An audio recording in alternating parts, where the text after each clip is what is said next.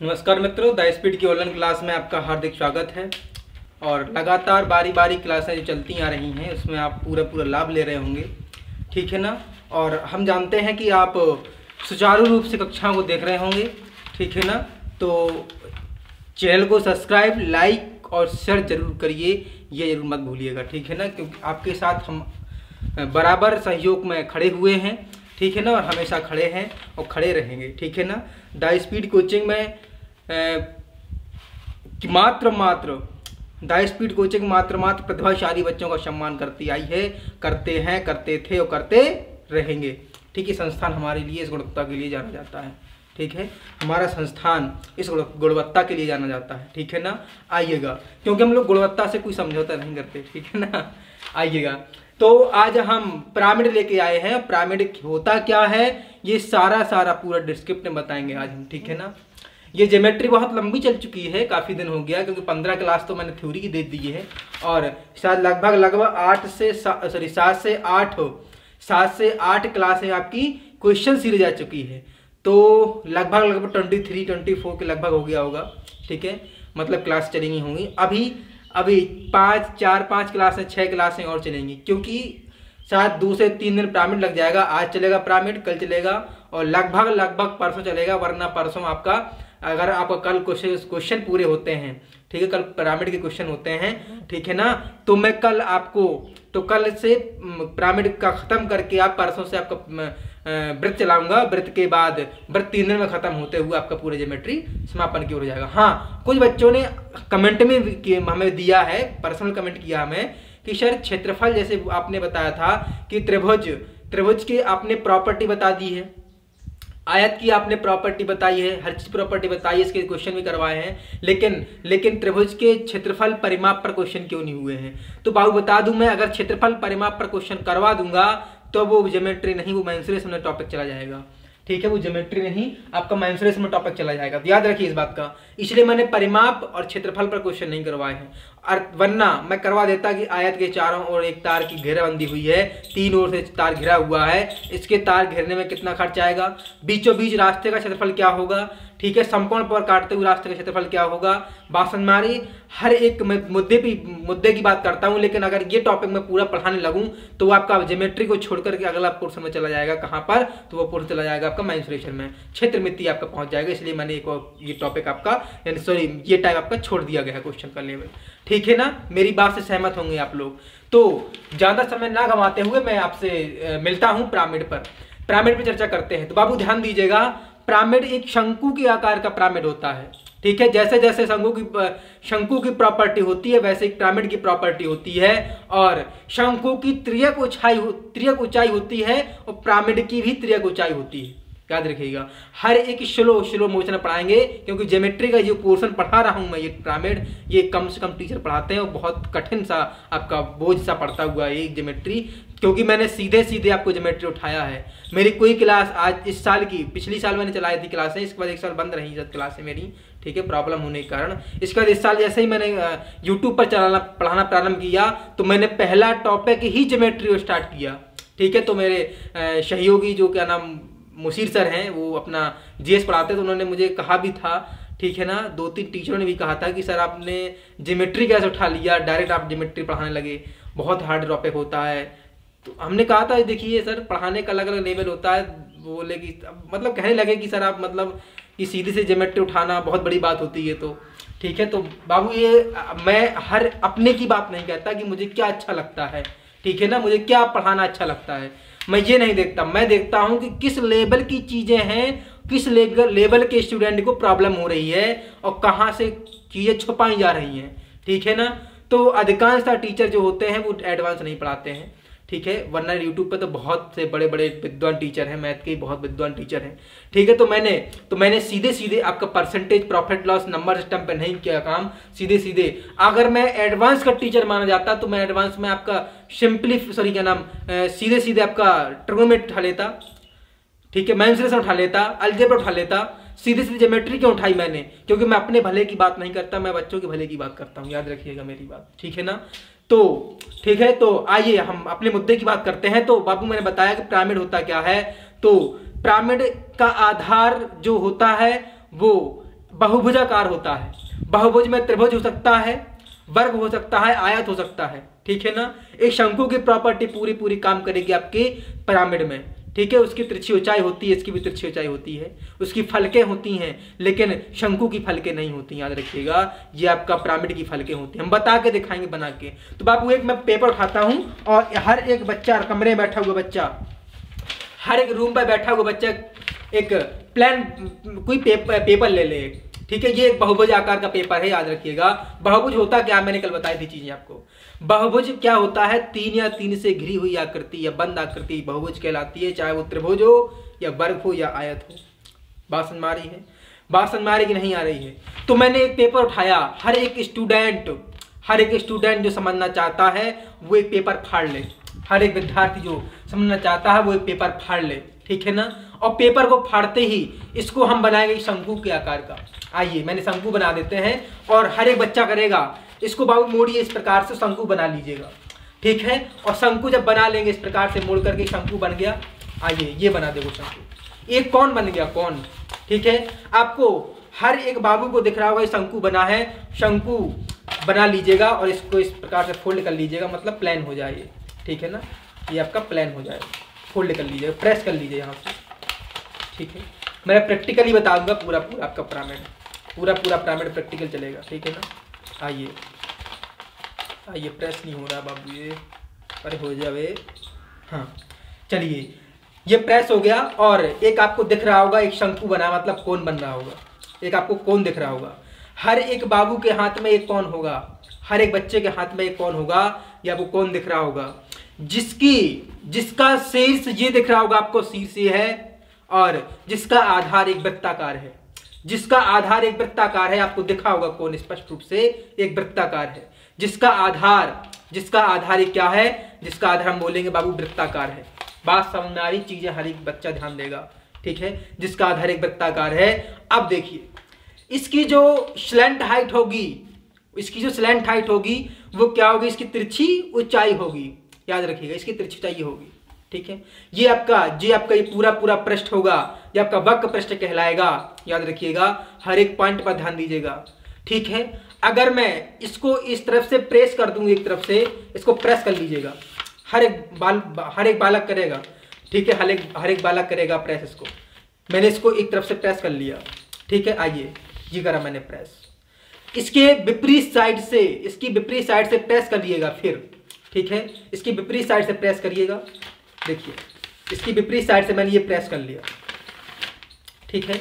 इसकी विपरीत साइड से मैंने प्रेस कर लिया, और जब प्रेस करके मैंने खोला, याद रखिएगा, जब मैंने प्रेस करके से खोला, तो हर एक बच्चे के हाथ में, हर एक बाबू के हाथ में पिरामिड होगा। हर एक बाबू भाग रहा भाई, हर एक बाबू के हाथ में एक पिरामिड होगा, और बाबू के हाथ में पिरामिड होगा, और क्या होगा, जिसका आधार एक वर्गाकार होगा, जिसका आधार क्या होगा, ये जिसका आधार एक वर्ग होगा। इसको थोड़ा फाड़ लेते हैं, अच्छा ही दिख रहा है, ये भाग रहा है, ठीक है।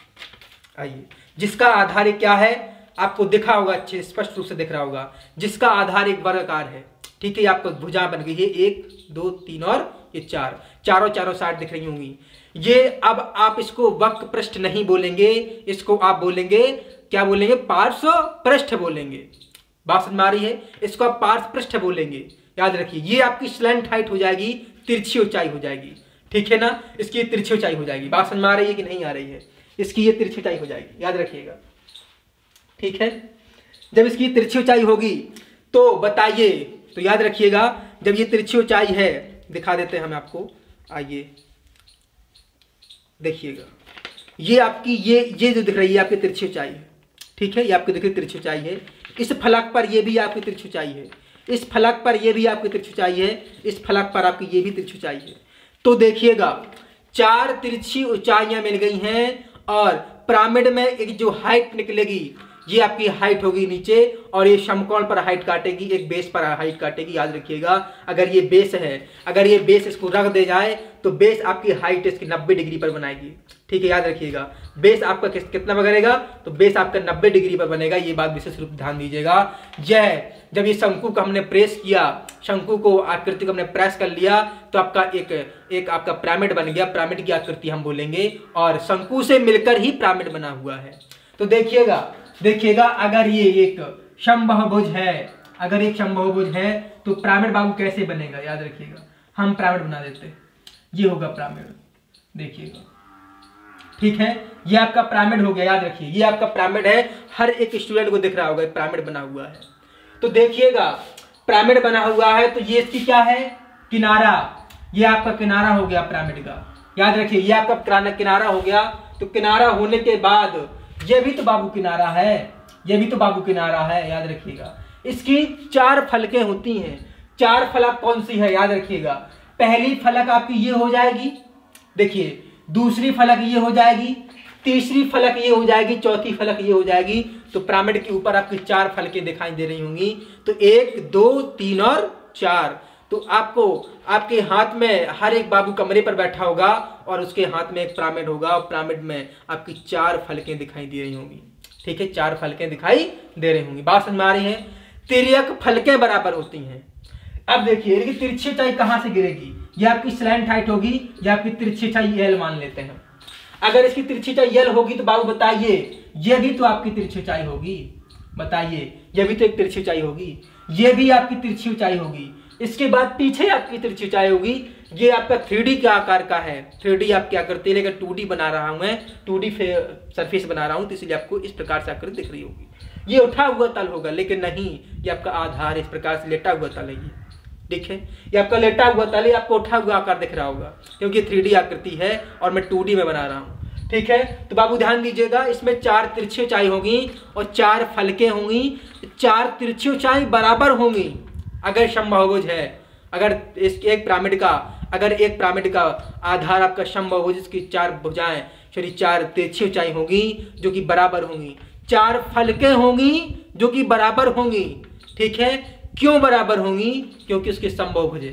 ठीक है, क्योंकि पिरामिड का आधार समबाहुभुज है। तो ध्यान दीजिएगा, अगर पिरामिड का आधार समबाहुभुज है, समबाहुभुज समझ रहे हैं क्या, अगर समबाहुभुज ये भी तो है बाबू, अगर एक समबाहु त्रिभुज बना दे तो ये भी आप समबाहुभुज है। तो समबाहुभुज का मतलब क्या हुआ, इसकी समान भुजाएं हो, इसकी सारी भुजाएं समान हो, वो समबाहुभुज कहलाता है, याद रखिएगा। ठीक है, जिसकी सारी भुजाएं होंगी वो बराबर होंगी, वो समबाहुभुज का आकृति काम करेगा। जैसे समबाहु त्रिभुज हो गया, ठीक है, वर्ग हो गया, याद रखिएगा। जब आधार समबाहुभुज है तो उसकी तिरछी ऊंचाई भी आपकी बराबर होगी, चारों की चारों, उसकी फलकें भी बराबर होंगी, चारों की चारों। और क्यों होगी, क्योंकि समबाहुभुज है, उसकी प्रत्येक कोर, प्रत्येक किनारा, उसका प्रत्येक भुजा इसकी बराबर होगी। तो ध्यान दीजिएगा, किनारे जो ऊपर आपको फलकें दिख रही हैं बाबू, वो 4 फलकें हैं। कितनी फलकें हैं, 4, लेकिन एक फलक और है, कितनी, नीचे, आधार वाली फलक हुई, एक फलक नीचे है, आधार वाली फलक हुई। तो आपके कुल मिला के कितनी फलकें, 5 फलकें हुई। अगर n समबाहुभुज वाला एक पिरामिड है जिसका आधार समबाहुभुज है, उसकी भुजाएं n है, तो कुल फलकों की संख्या n+1 होगी। ये आपको बताएंगे। ठीक है, ये आपको बता रहे हैं हम। हर एक विद्यार्थी ध्यान देगा, और हर एक विद्यार्थी मेरे बात पर विशेष रूप से जोर देगा, ठीक, कंठस्थ करेगा। ठीक है ना। तो ध्यान दीजिएगा, ये पिरामिड है, समबाहुभुज है। समबाहुभुज पिरामिड होने के जिसका आधार समबाहुभुज, इसकी तिरछी ऊंचाई बराबर होंगी, उसकी फलकें बराबर होंगी। और अगर हम इसको खुला पिरामिड बना दें, आइए, अगर हम इसको एक खुला पिरामिड बना दें बाबू, ध्यान दीजिएगा, तो देखिएगा खुला पिरामिड किस प्रकार से बनेगा। ये आपका अगर आपका समबाहु आकृति हो गई, इसको हम खुला बना रहे हैं, तो ध्यान दीजिएगा, ये इस प्रकार से बनेगा। ठीक है, इस प्रकार से। बात समझ में आ रही है, हर एक बच्चे को बात समझ में आनी चाहिए, हर एक बाबू को बात समझ में आ रही है। आपका खुला पिरामिड बन गया। ठीक है, अब देखिए, जब ये आपका एक आधार समबाहुभुज होगा, एक वर्ग होगा, तो ये भुजा बराबर, याद रखिएगा, ये भुजा बराबर होगी, लेकिन ये 2 भुजाएं बराबर होंगी, ये भुजा इसके बराबर थोड़ी ना होगी। ये जो 2 भुजाएं बराबर होंगी, लेकिन ये भुजा बराबर नहीं होगी इन दोनों भुजाओं के। तो आपका जो पिरामिड की जो फलकें बनती हैं, अधिकांशतः मैक्सिमम केसेस में आपकी समद्विबाहु त्रिभुज का निर्माण करती हैं। ठीक है, कम से कम केसेस में आपका क्या बनता है, कम से कम केसेस में आपका बन जाता है आपका समबाहु त्रिभुज, एक्यूट एंगल। ठीक है, बात समझ में आ रही है, क्लियर है कि नहीं है।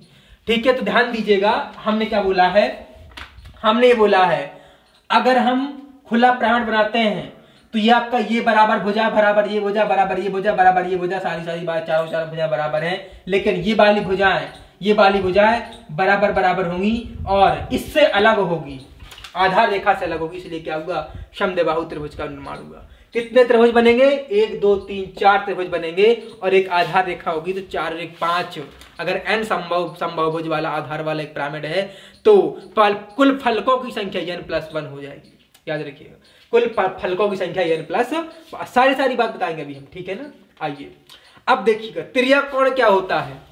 अगर हम दो तिर्यक फलकों को मिला दें, अर्थात तिर्यक ऊंचाइयों को मिला दें, तो आपका तिर्यक कोण का निर्माण होगा। ये भी आप बात समझिए। अगर ये बाबू ध्यान दीजिए, ये आपका तिर्यक कोण ही तो है, ये आपका तिर्यक कोण ही तो है, आपको दिख रहा होगा स्पष्ट रूप से। ये तो आपकी तिर्यक ऊंचाई है, ये आपकी तिर्यक ऊंचाई है, ये तो ठीक है, ये इस पर ध्यान नहीं दीजिएगा। ये जो कोण बना हुआ है, क्योंकि दो तिरछी ऊंचाई मिलकर के तिर्यक कोण का निर्माण करेंगे, ये विशेष रूप से ध्यान दीजिएगा।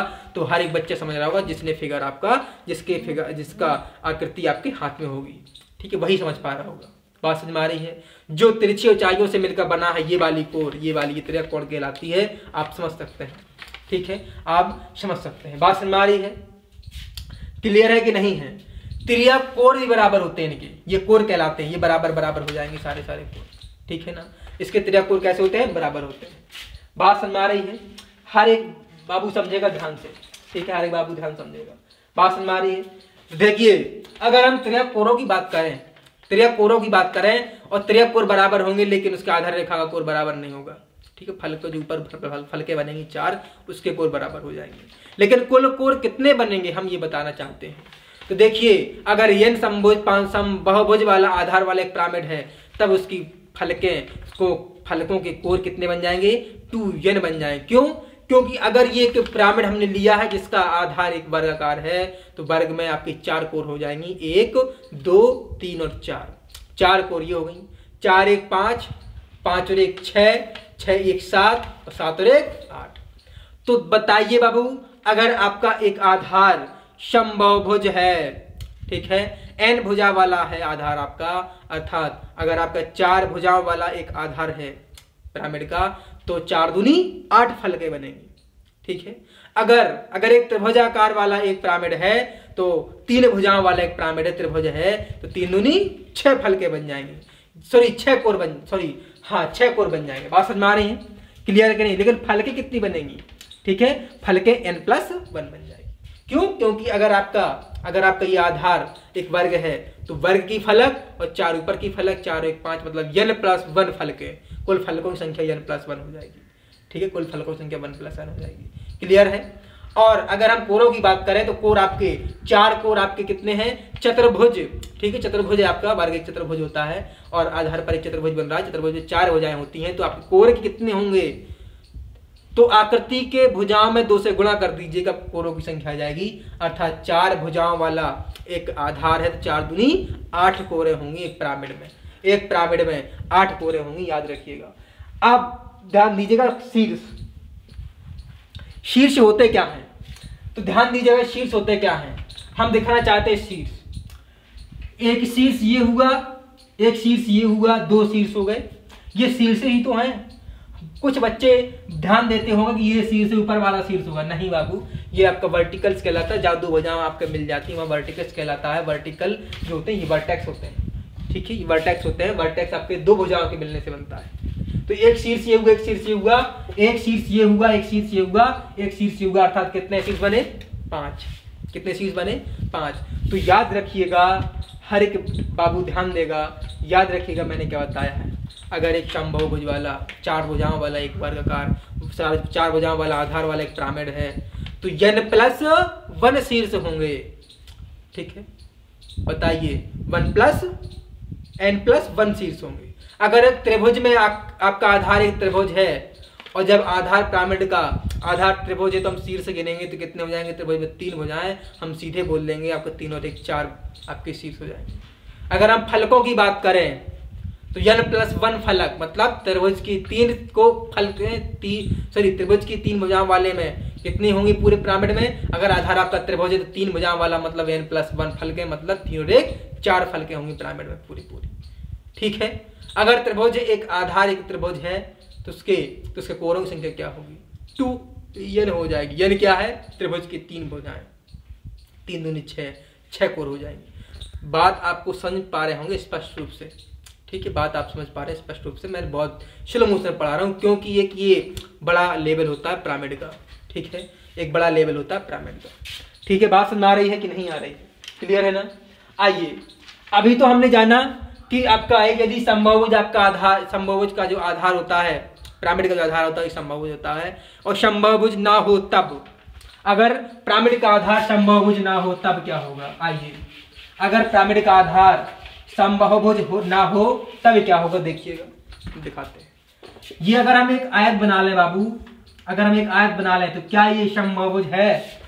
क्या ये समबाहुभुज है? नहीं, क्योंकि इसके आमने सामने की भुजाएं बराबर होंगी। ठीक है, अगर हम इस पर हम एक पिरामिड बनाएं तो ध्यान दीजिएगा, पिरामिड इस प्रकार से ही तो बनेगा। क्या बनेगा? पिरामिड इस प्रकार ही तो बनेगा। देखिएगा, ये बना बाबू पिरामिड। आइए, माफ करिएगा, ये पिरामिड। ठीक है, ये बना आपका पिरामिड, दिख रहा होगा।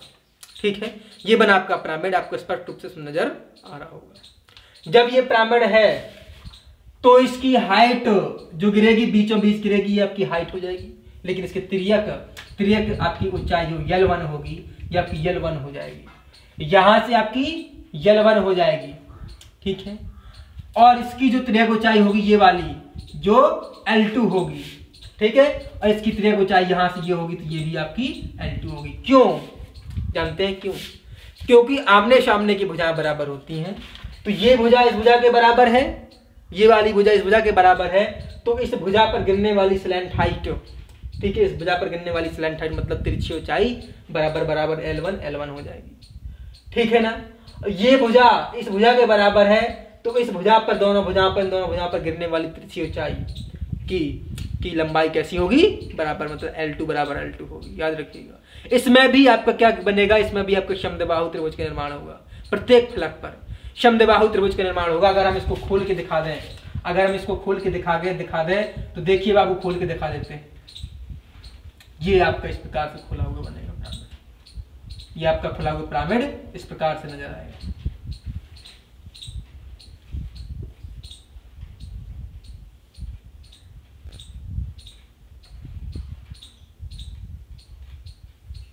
ठीक है, ये आपका पिरामिड बना। देखिएगा, जो इसकी फलक या आधार रेखा बराबर, इसकी आधार रेखा बराबर होगी, तो इसकी जो हाइट गिरेगी L1, इसकी जो हाइट गिरेगी L1, दोनों की दोनों L1 बराबर L1, दोनों की दोनों बराबर हो जाएंगी। इसकी जो तिरछी ऊंचाई गिरेगी L2, इसकी भी तिरछी ऊंचाई गिरेगी L2, ये दोनों की दोनों कैसे हो जाएंगी? बराबर हो जाएंगी। याद रखिएगा, ये दोनों के दोनों त्रिभुज कैसे होंगे? आपस में बराबर होंगे और समद्विबाहु त्रिभुज का निर्माण करेंगे। याद रखिएगा, हमेशा के लिए कंठस्थ रखिएगा। ये दोनों त्रिभुज आपके कैसे होंगे? बराबर नहीं होंगे। ठीक है, ये दोनों के दोनों त्रिभुज कैसे होंगे? असमान होंगे, क्योंकि इसकी आधार रेखा बड़ी है, इसकी आधार रेखा छोटी है। अगर क्षेत्रफल पर बात करें, इन दोनों का क्षेत्रफल निकालना है बाबू, तो इनके क्षेत्रफल अलग अलग आएंगे, और अलग अलग क्षेत्रफल होने के कारण ये दोनों त्रिभुज कैसे हो जाएंगे? बराबर। माफ करिएगा, दोनों त्रिभुज कैसे हो जाएंगे? सॉरी, दोनों त्रिभुज असमान हो जाएंगे। ठीक है, क्योंकि इनका अगर त्रिभुज क्षेत्रफल निकालना है, अगर इनके हम 5 मान लें, इसका हम 10 मान लें बेस, कि अगर बेस हम 5-10 मान लेते हैं और इसका एरिया निकालते हैं तो अलग अलग आएंगे। याद रखिएगा, हमेशा के लिए। क्यों? क्योंकि इनकी आधार बराबर नहीं है। आधार बराबर नहीं है तो इनके बहुत बड़ा प्रभाव पड़ जाएगा। ठीक है, आधार जब बराबर नहीं होते तो इनकी ऊंचाई में भी परिवर्तन हो जाएगा, इनके कोरों में भी परिवर्तन हो जाएगा। याद रखिएगा। ठीक है, माफ करें, कोर बराबर होंगे, कोर थोड़ी बराबर डिस्टर्बेंस हो जाएंगे। ठीक है ना? बात समझ आ रही है? यदि पिरामिड का आधार समबाहुभुज ना हो, ठीक है, तब क्या होगा? देखिएगा, पिरामिड का आधार अगर समबाहुभुज ना हो तो इनके फलक बराबर नहीं होंगे। ठीक है, और ये फलक आपको दिख रहा होगा, फलक ये फलक इसके बराबर नहीं होगा, ये फलक इसके बराबर नहीं होगा, इसके फलक इसके बराबर नहीं होगा। आपको एक आयत दिखाई दे रहा होगा। ठीक है, आपको एक आयत दिखाई दे रहा होगा, और आयत की 4 भुजाएं होती, तो हम बोलेंगे इसमें फलके कितनी हैं? तो n+1 मतलब 5 फलके।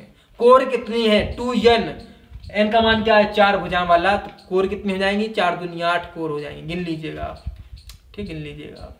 अगर हम शीर्ष पूछें, ठीक है, तो शीर्ष क्या होगी n+1 शीर्ष हो जाएगा। n क्या है भुजाओं की संख्या, आधार आकृति की भुजाओं की संख्या, आधार क्या है आयत, तो 4 भुजाओं वाला हो गया, 4 में से 1 जोड़ दीजिएगा तो 4 एक 5, जिसका आधार 5 हो गया, ठीक है। हर एक बच्चा ध्यान देगा, ठीक है, सबका साथ सबका विकास, ठीक है ना। तो हमने वही बात बताई थी आपको, ठीक है। आइए इसके बाद अगर आगे बढ़े, ठीक है, अगर हम पिरामिड का जो ऊंचाई होती है, पिरामिड की ऊंचाई तिर्यक कोर और तिर्यक ऊंचाई जोड़ सकते हैं, ठीक है। जो पिरामिड की ऊंचाई होती है, अगर ये हाइट है इसकी h है, तो उसका हम तिर्यक ऊंचाई और तिर्यक कोर से जोड़ सकते हैं, याद रखिएगा। इस ऊंचाई को हम यहाँ से जोड़ सकते हैं तिर्यक कोर, और तिर्यक ऊंचाई से भी जोड़ सकते हैं, ठीक है। ये आपका अगर तिर्यक हाइट है, सॉरी वहां पर ये हाइट है आपकी, तो तिर्यक कोर से भी जोड़ सकते हैं और तिर्यक ऊंचाई से जोड़ सकते हैं। लेकिन याद रखिएगा शंकु में ऐसा नहीं है। शंकु में मात्र तिर्यक ऊंचाई से ही आप हाइट को जोड़ सकते हैं। अगर आपका एक कौन बना हुआ है, याद रखिएगा, अगर आपका एक कौन बना हुआ है तो कौन आपकी हाइट यहाँ गिरेगी और इस हाइट को हम यहाँ इस तरह जोड़ देंगे, ये आपकी तिरछी ऊंचाई है, तो आपका आर वृत्त की त्रिज्या का काम करेगी, ठीक है। आप आर वृत्त की त्रिज्या काम करेगी। बात आपको समझ में आ रही होगी हर एक बच्चे को, ठीक है, हर एक बाबू को बात समझ में आ रही है, क्लियर है ना। तो याद रखिए पिरामिड की ऊंचाई होती है वो तिर्यक ऊंचाई तिर्यक कोर से आप जुड़ सकते हैं, लेकिन याद रखिएगा शंकु में कोई कोर नहीं होता है, शंकु में मात्र तिर्यक ऊंचाई होती है, इसलिए हम हाइट को तिर्यक ऊंचाई जोड़ सकते हैं। लेकिन वही जब जोड़ेंगे तो वो किसका काम करेगी, एक वृत्त की त्रिज्या काम करेगी, याद रखिएगा, ठीक है। यदि पिरामिड का आधार एक समबाहुभुज है, याद रखिएगा, अगर एक पिरामिड का आधार एक समबाहुभुज है और समबाहुभुज के आधार समबाहुभुज है, तो उसकी हाइट अगर हम आधार रेखा के, ठीक है, अगर हम उसकी हाइट को किस जोड़ते हैं, उसकी ऊंचाई को, अगर हम हाइट को उसकी तिर्यक ऊंचाई जोड़ सकते हैं, जोड़ दें, ठीक है। तो अगर हम तिर्यक ऊंचाई से जोड़ेंगे, देखिए बाबू, ये तिर्यक ऊंचाई मतलब क्या है, ये तिर्यक कोण भी कर सकते हैं आप, तिर्यक ऊंचाई देख लीजिएगा। अगर हम इसको यू जोड़ दें इस तरह से, ठीक है, अगर हम इसको ये जोड़ दें तो ये वाली भुजा ये इंटीरियर ये क्या कहलाएगी, इंटीरियस कहलाएगी, मतलब अंतः त्रिज्या कहलाएगी। क्या कहलाएगी, अंतः त्रिज्या कहलाएगी, याद रखिएगा, ठीक है, अंतः त्रिज्या कहलाएगी। तो लिख लेंगे हर एक बाबू ध्यान देगा। अगर हम पिरामिड की हाइट को अगर हम तिर्यक ऊंचाई से जोड़ दें, ठीक है, अगर हम पिरामिड की हाइट को तिर्यक ऊंचाई जोड़ दें तो आधार रेखा से जोड़ने वाली भुजा एक अंतः त्रिज्या का काम करेगी। अगर हम हाइट को कहाँ जोड़ दें, तिर्यक ऊंचाई के यहाँ से जोड़ दें, तिर्यक ऊंचाई से यहाँ जोड़ दें, अगर हम यहाँ भुजा पर कोने पर तिर्यक ऊंचाई यहाँ जोड़ दें, तब ये क्या होगा, तब ये परिवृत्त का काम करेगा, और ये क्या होगी, परिवृत्त की त्रिज्या, आउट रेडियस, याद रखिए। क्या बोलेंगे हम, आउट रेडियस बोलेंगे। बात समझ में आ रही है, तो क्या बोलेंगे इसको हम, आउट रेडियस बोलेंगे। क्लियर है ना, बताइए, ठीक है ना। तो अगर हम तिरछी ऊंचाई को अगर हम हाइट को तिरछी ऊंचाई से जोड़ते हैं तो वो अंतः त्रिज्या काम करती है। अगर हम ऊंचाई को आधार रेखा जोड़ते हैं तब वो परित्रिज्या काम करती है, यह ध्यान दीजिएगा आप विशेष रूप से, ठीक है, ध्यान दीजिएगा। ये आप विशेष रूप से फिगर देखिएगा, अगर हम इसको ऐसे जोड़ेंगे तो ये क्या बनेगा, 90 बन जाएगा बाबू, ध्यान दीजिएगा। यहाँ भी 90 बनेगा, यहाँ भी 90 बनेगा, याद रखिएगा। ये अगर इसको हम ऐसे जोड़े तो ये भी 90 होगा आपका, और हम इसको ऐसे जोड़े तो ये भी आपका 90 होगा, याद रखिएगा, ठीक है। सब भ्रमित मत होइएगा, ठीक है ना। हर एक बालक ध्यान देता होगा, ठीक है। आइएगा, अगर हम इसके फॉर्मूले की बात करें, आइए फॉर्मूले पे। तो जो पिरामिड का फॉर्मूला होता है वही आपका जो शंकु का फॉर्मूले होते हैं वही आपके पिरामिड के फॉर्मूले होते हैं, याद करने की कोई जरूरत तो नहीं होती। आइए, अगर हम शंकु के वक्र पृष्ठ का क्षेत्रफल देखें, तो देख लीजिएगा, शंकु का वक्र पृष्ठ का क्षेत्रफल CSA, ठीक, CS क्या होता है πRL। πR क्या होता है 1/2 आधार की ऊंचाई, या हाँ आधार की परिधि, वृत्त की परिधि कह सकते हैं आप। क्या है ये आधार की परिधि लिख दीजिएगा, आधार का परिमाप, आधार का परिमाप या परिधि एक ही बात है, आधार की परिधि इनटू तिर्यक ऊंचाई, यल है ना तिर्यक ऊंचाई। यह आपका फॉर्मूला होता है, याद रखिएगा। ठीक है, आपका फॉर्मूला होता है आपका शंकु के वक्र पृष्ठ का। लेकिन याद रखिएगा शंकु के वक्र पृष्ठ का तो फॉर्मूला होता है, ठीक है, शंकु के वक्र पृष्ठ का तो फॉर्मूला होता है, लेकिन ये आप पिरामिड का वक्र पृष्ठ नहीं बोल सकते, क्योंकि पिरामिड में वक्र पृष्ठ होता ही नहीं है। हम बोलेंगे पार्श्व पृष्ठ का क्षेत्रफल। पिरामिड के पार्श्व पृष्ठ का क्षेत्रफल निकालें तब क्या होगा, ठीक है। जो फॉर्मूला इसका शंकु के वक्र पृष्ठ का है वही फॉर्मूला आपके पिरामिड का पार्श्व पृष्ठ का क्षेत्रफल है। पार्श्व पृष्ठ हम बोलेंगे पिरामिड में, क्योंकि वक्र नहीं होता है। याद रखिए वक्र क्या होता है, एक सर्कल होता है, ठीक है। बात समझ में आ रही है? तो ध्यान दीजिएगा, अगर हम पिरामिड का वक्र पृष्ठ बार पृष्ठ का क्षेत्रफल निकालें तो लिखेंगे पिरामिड का पार्श्व पृष्ठ का क्षेत्रफल, पार्श्व पृष्ठ का क्षेत्रफल यही हो जाएगा क्या 1/2 आधार का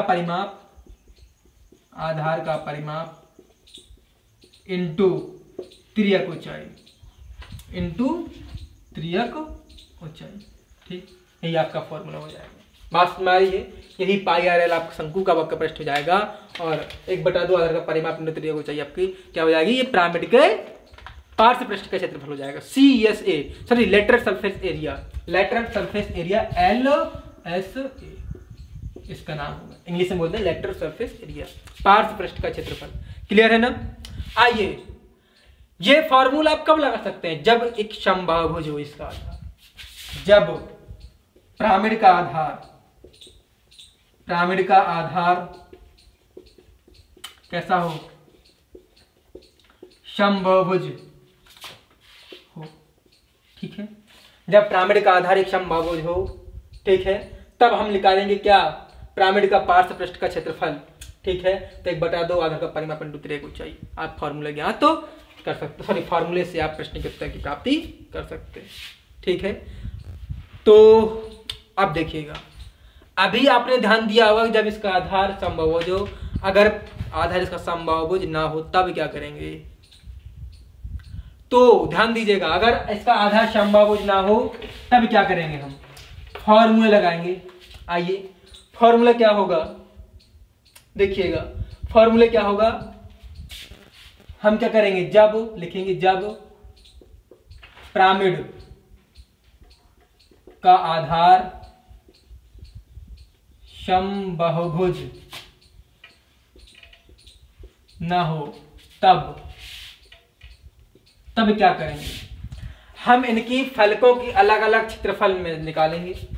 देखिएगा फलकों के